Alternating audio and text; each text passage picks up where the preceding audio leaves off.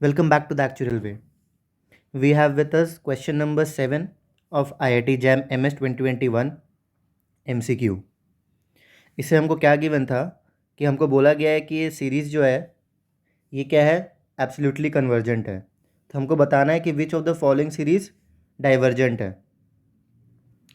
तो ये हम लोग कैसे करेंगे?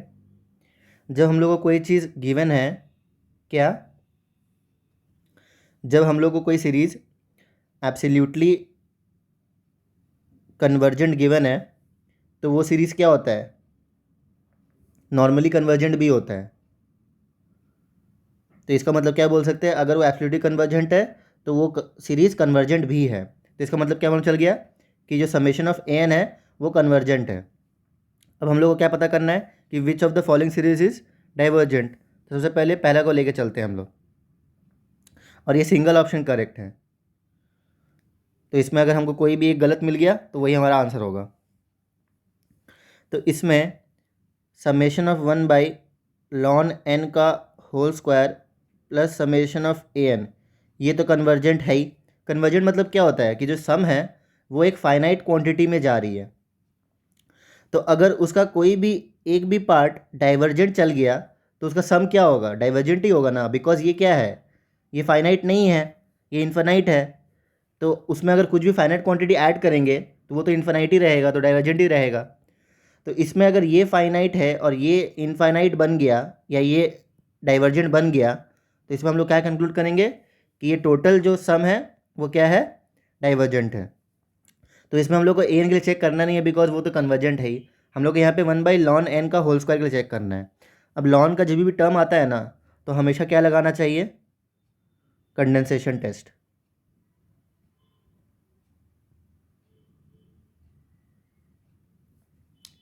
कंडेंसेशन टेस्ट स्पेसिफिकली सिलेबस में गिवन नहीं है, लेकिन देखिए उसका एप्लीकेशन पूछ लेता है।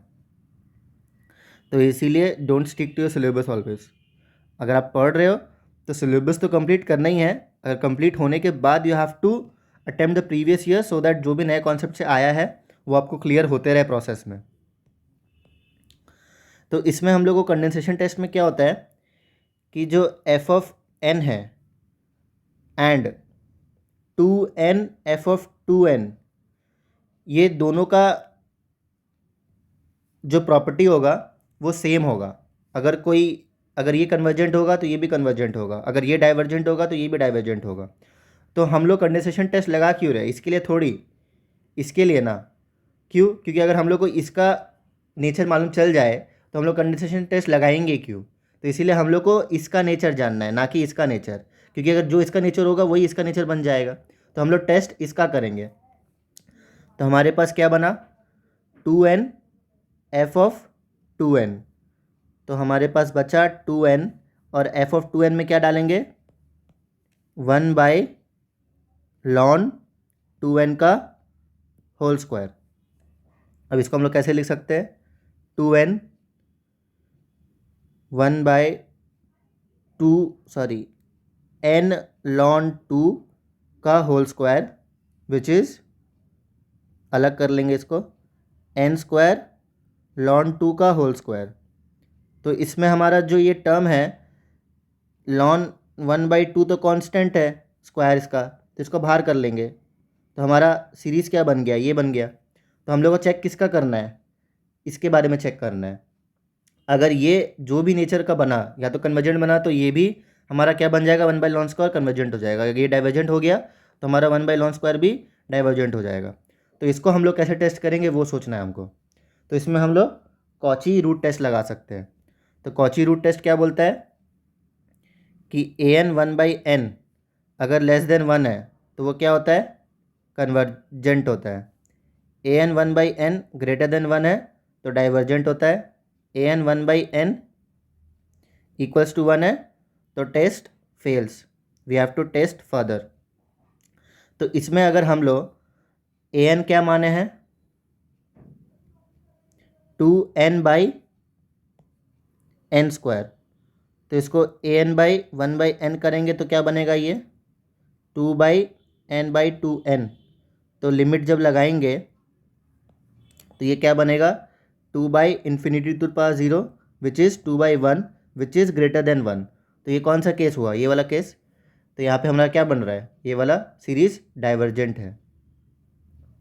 अगर हमारा ये डाइवर्जेंट है तो हमारा जो ओरिजिनल सीरीज़ था विच इज़ ये भी डाइवर्जेंट हो गया।